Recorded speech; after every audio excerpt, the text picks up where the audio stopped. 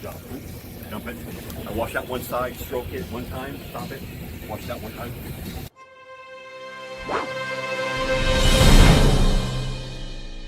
That's it, I'm done. So every day, the first thing he needs to do, water in the water box. As soon as he arrives to the job site.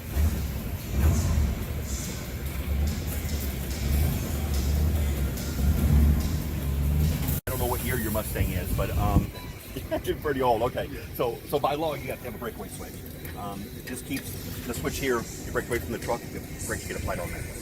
Yeah, they'll usually put it in the spin and throw it off into the ditch somewhere. Versus you lug the live when they cut a car. These things are almost 8,000 pounds. They'll cut a car in half. So you just got a 4-way RV 7-pole connector, and then you got your trailer cage, and then you go cross them just like on your Mustang. So that way when the sun pops off, it holds you laterally, and they fall and hit the ground. It'll flip you over too. You know, if this thing gets away from you, you want to get away from it. You throw it, you know, it'll turn your truck over. If it gets up under your truck, if you slam on the brakes and it goes under the truck, you're coming over with it. Guaranteed. You'll pick the ass end up, and boom, you'll be in the spin. You want to get away from it, you know what I mean? So if you cross something, hold it. So you stop, you know what I mean? They're just crazy. So you have a 10-ton hold on. Yeah, correct. You bring it all the way up, and then the pin brings the foot up. Foot extends about 4 foot. You can go pretty high with it. Tier 3, 2012. So no regen on this one. So they're because of California emissions, they want the Tier 4 final with the regen on it. This will still pass up to I think next year. Now I don't know what New Mexico's law is. I mean, do you have to have a stamp for? No. Okay, so you're in the wire there. Okay. So you got 2-filter, oil, water separator for fuel. Everything's got a date on them, and these are in engine hours, and I'll show you how to achieve them. There's actually 2 hours on this machine, the newer machine. You got pump hours, which would actually, when you engage the pump, this meter starts rolling, and then you got engine hours. As you can see, there's 428 engine hours, but here it only shows 115. The pump is only operated for 115 hours, so there's a difference.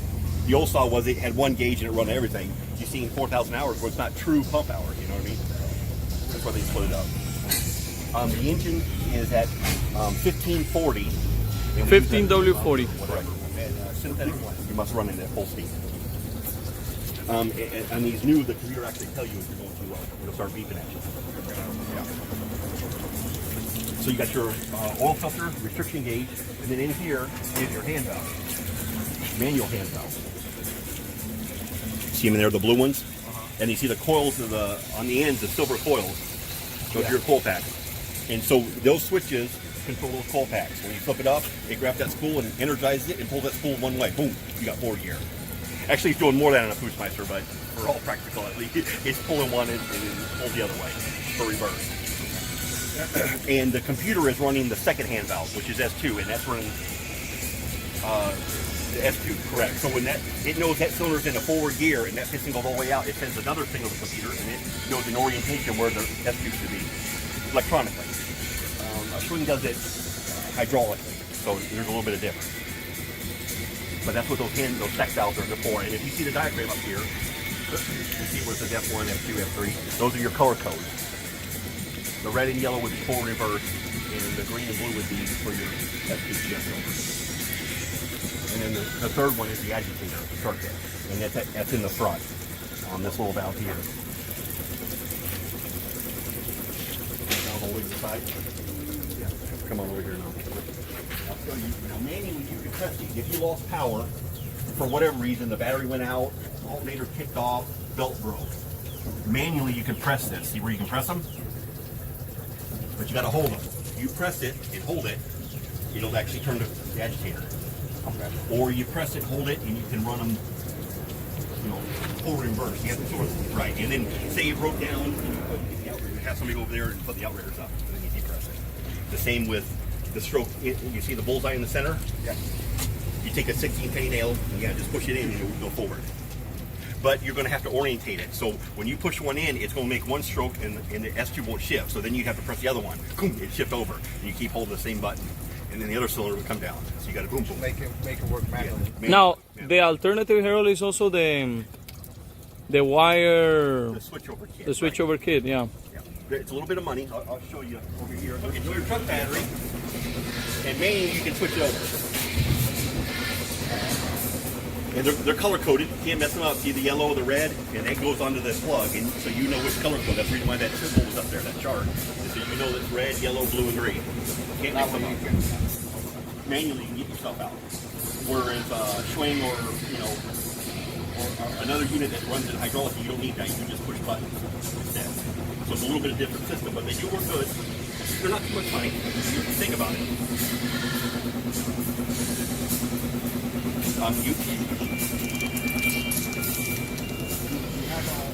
We'll go over that when we get it running. Hydraulic tank here, and then on the other side is your sight gauge where you see it. Now we use an AW 46. Is anywhere 46. It's actually 4,600, and that means engine hours. That's the hydraulic oil, AW46. Right. And then you have a simple thermometer here at the bottom, and then you got a gauge. See where it's in high and low. As long as you stay in between, the hydraulic fluid expands when it gets hot. So you don't want to go too high because it'll squirt out the top. You don't want it too low. You can see where the main drives are sucking from. They're sucking from almost the middle. So you won't let these things get too low. Especially on an incline, if you're up on a pavement road or something like that, maybe a little bit helps. The whole day it sucks a little air, a little air, a little air. Well, it might not get you today, but next week it'll pull the pump out. So there's a low part on the tank. The tank is actually shaped in a V configuration. So there's a low part in the tank. And the low part is over here. Because the oil gets hot and cold, the tank does. You have condensation.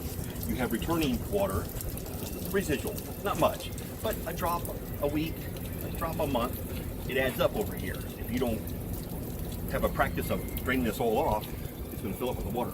The first time it grabs a cap full of water in the main drive, it'll blow it instantly. And then you have rust and contamination. The oil will turn milky. You know what I mean? So you're going to do this at the end of the day, just like oil and water. You shake it and you leave it on the kitchen table. It'll finally separate in 2 or 3 hours. So you're going to do this in the morning. Before you start, and then there's a drain. You don't have to let much out. Cap full on a water cap on a water bottle. You'll see a little bit of water shoot out, and then fluid. Super back in. You're done. Once a week. Now the same on the fuel. There's a little spot under in the fuel tank. Run them wrong a lot of years. I mean, they've been tripping over the same lever for 25 years, and they call me, "Hey, there's something wrong with it." Well, see that lever you've been tripping over? Pull it. Oh, is that what that does? You don't learn nothing by a perfect job every day. You don't learn anything. It's when you blow shit up and tear stuff up. Oh, I'm not going to try that again. That cost me a lot of money. You know what I mean? I'm not going to park, when I do a little, I'm not going to park next to the house because he threw it off the little and right onto my truck. I'm not doing that no more. I'm going to throw another 25 foot on and save the hell back, So you learn. So on this panel control, what are the different options? What does he have as far as the electronic control there? And what can he see? Where can he see it? How he can control it? Okay, so you turn it on and you're gonna see it clear off, and then you just have a simple set of parameters. Here you have a 4-way, and then if you press it over, you've got the 4-way, and then you can split the difference. And I'll show you later how to program each one. You can move them around. Here, it won't show you engine hours yet, but we can fire it up.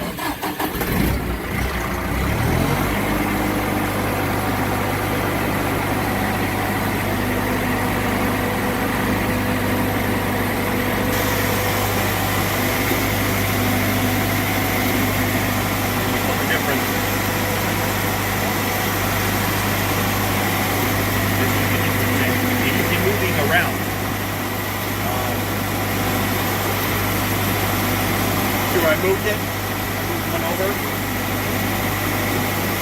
You have a pie chart. If you hit the pie chart, it switches the parameters just with one selection. So right now we just got the carburetor. That's a fuel consumption. That's just one. So you split 4, but there's 8 of them you draw from. Which 4 do you want? This how much the crankcase is pressure-wise.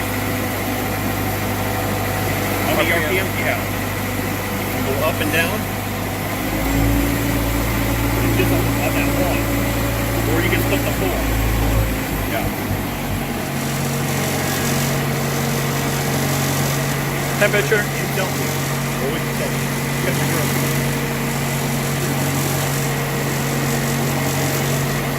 how much effort, how much bar, how much pressure is on the crank. Okay. That's your fuel consumption. Remember, it's all metric. Give you a pie graph to fill you up. How do? Because we had it on and we didn't fire it up, it's giving you a warning telling you that you did something wrong. If you turn it off, it'll clear it off. Just lets you know that you did something wrong.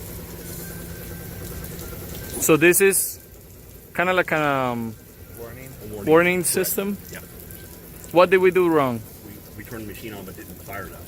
So it's letting you know that you did there was a fault, and it'll show proximity out of sync with crank station, crank position unit. Gotcha. You gotta turn the key on. Turn the key on, let it clear.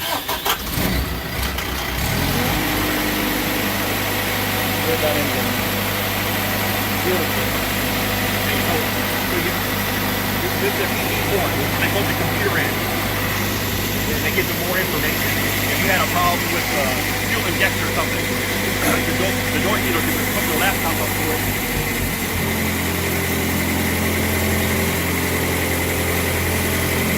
You run it on the computer. You can run something that's killing it. Your full light, when you fire it up in the morning, the energize, you see the yellow light come on for about 3 seconds and go off. It's just preheat until it. You got your warning that there's something wrong, and I'll show you how to clear that off. Your battery light, and this is the warning thing. The concrete pump isn't energized yet. If you hit one function, it'll go off. One on. And you don't. You know, the accumulator pressure is going to be steady. It's time to shift over. Don't put your hand anywhere near it. If you turn it off and we restart it, you're going to see the accumulator isolate. That means it isn't charged. It doesn't know what to do yet. So it's not going to do anything. That means it's dead pressure.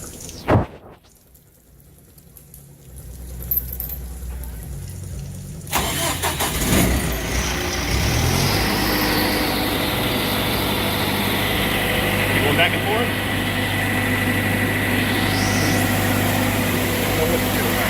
The system is safe potentially. You can work around it right it's in this mode.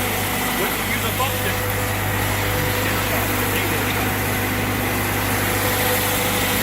the accumulator stays in one pressure. Safe. Put your hand in, you can shift over. It could. If you get the signal, dirty signal, it could. You ever stick your hand like something, never stick it down the phone or whatever. Something in here, you get a break or something, or a bar, and you get out of it. It'll cut one of them 4x4s clean in half. I mean, it's 2 pieces of metal guillotine, a super guillotine. You know what I mean? It'll cut a 4x4 in half, like a butter. And you'll be lucky if it tears your arm off. You'll be lucky. Usually it'll pull your ass in there. Yeah, you'll be lucky. So, and it usually ends in a fatality. They can't get you fast enough. You'll bleed out. I wouldn't do it. The same with the agitator. There is a system here. When you bring the grate up, there's a safety release, a hopper grate safety, and that catches the system, and the system will not kill the motor, but it turns everything off. And you'll see that red light come on. Correct, and it's up the agitator, the concrete pump, and shifts over. What it does is it opens that valve and lets everything go back to tank. Doesn't let any fluid come in. So if you see that symbol and you're pumping, all of a sudden that thing starts flashing, you know it's the hopper grate. That happens when we're doing a dry. Right, and you back it up, right, and it lifts the grate up, correct. Unfortunately, they're prone to that, and I know a lot of people take that off, but, you know, it's up to you. I don't recommend it, but if it breaks, I'm fixing it, you know what I mean? I mean, it's your first line of defense. And even the agitator, I set it at 200 bar. That's 5,000 PSI. You need to stop that. It'll pull your ass right in the hopper with you. If it breaks, you know, call in. Let They'll rush you another one overnight. You know, it's not too expensive. They're $125, but you know, what's an arm worth to you? You know what I mean? A finger. I mean, I see a lot of guys with laborers in the back here, shovel, getting their shovel caught. It'll fucking go right on in, snap right off. Okay, so that's what your lights are. You have an e-stop system, just one. If you're here and you see something go in, you hit the e-stop, and it kills the motor instantly. Everything. Correct. And you'll hear it when you don't hear the motor click over. You'll hear nothing click. Take it off. Hear it click? That's the fuel solenoid opening up to release the fuel. So if you don't hear that click, you know exactly what it is. We've got volume for engine now, up and down. RPMs. Minus, plus. On the top here, so you know what your cooling fan is. This is a reverse mode for the pump in reverse. You flick it one time, it's in reverse now. You turn it off, you take it, stop pumping. You take it out of reverse, you hit it again, it's in a forward gear now. You see how it works? So basically this is forward, reverse. Not pumping, pump on, in reverse, pump off. Forward, pump on, pump off. Simple. And then this test function will show you, we get pumping, we'll show you what that does. It's mainly for me to test the system, to build pressure, but you can use it to switch over. I've seen, forever in Putzmeister, there's been a cheat, especially on booms. A lot of guys, they pressure out and they figure they hit the changeover and that builds double the pressure. Well, if you already got it plugged in the hose and you build more pressure, you know what it's going to do. Hell, it's going to blow the hose out. A lot of old guys still use that to switch over, and you can build just that much more pressure, boom, and potentially spit it out. You're going to get yourself in more trouble if you use it that way. But so then you got your manual panel, which this array works for the box, the operator's box. Middle being nothing works, this panel or the remote system, and then Remote. Remote. Real simple. I'll go get the remote real quick and I'll show you how that works. Press it. Oh. See the light come on? You release it, the light will blinking, boom, we make connection. And remember, you have to flip that toggle switch to the right. If you try, the light will just stay one solid color. You're like, oh, something's wrong. Over here, flip it over. Yeah, you got to be blinking. It's got to always be blinking. How long? What's the distance that I can use the remote? They're pretty good. They're with the external antenna. They're probably 750 feet. I've seen them even go 1,000. Usually, if you're in a building or something like that, they won't go that far because they got to go through walls too. But flat out and wide open with no interference. We used at 800 feet, the same remote. Yeah, they'll go. I've seen them go 1,000 feet easily. Vibrating, yeah, you'll actually back it up and actually get faster. And the guy's like, hey, slow down.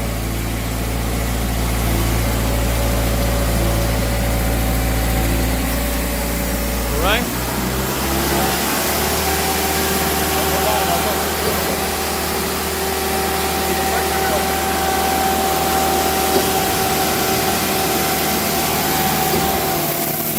Look at that.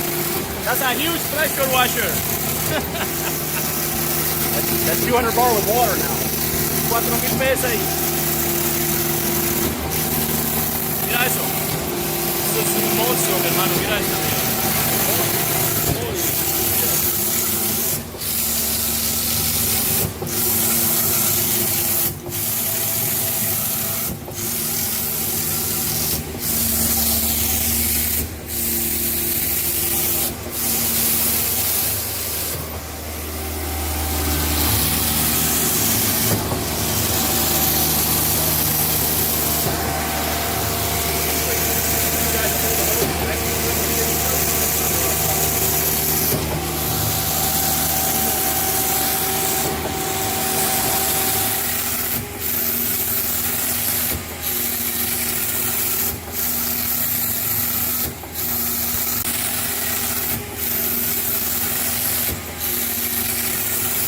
We hope you enjoyed the video. Thank you for watching.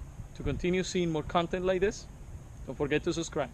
Also, you can just go right here on this link to our website, liveequipment.com, for a complete list of equipment available for sale. Or just just keep navigating to our channel.